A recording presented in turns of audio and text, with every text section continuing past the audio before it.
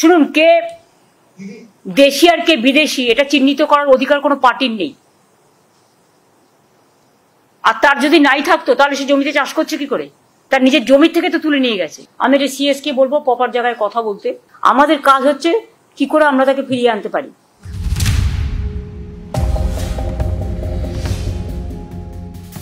অপহৃত ভারতীয় কৃষককে বাংলাদেশ থেকে ফিরিয়ে আনতে হবে।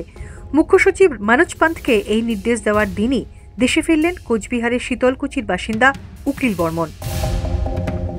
এপ্রিলের 16 তারিখে সীমান্তের ওপারে নিজের জমিতে চাষ করার সময় বাংলাদেশিরা তাকে অপহরণ করে। 28 দিন বাংলাদেশের জেলে কাটিয়ে অবশেষে ভারতে নিজের বাড়িতে ফেরেন উকিল বর্মন।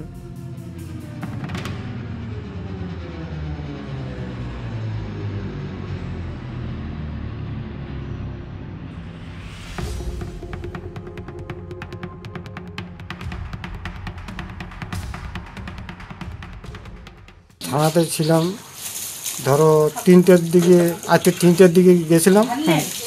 পরের দিন 11টার সময় লালমনিরহাটে চালান করলো।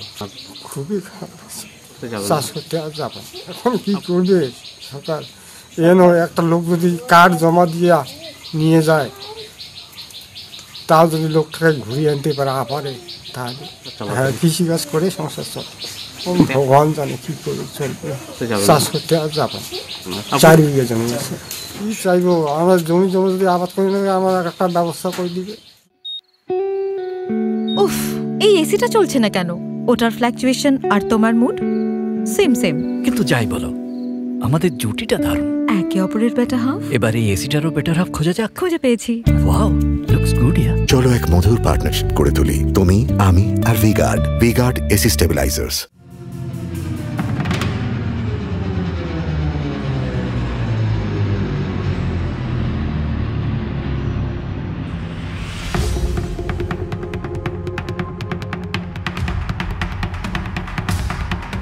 বিএসএফ জওয়ান পূর্ণম কুমার সাউয়ের ভারতে প্রত্যাবর্তনের দিনই দেশে ফেরেন উকিল বর্মন।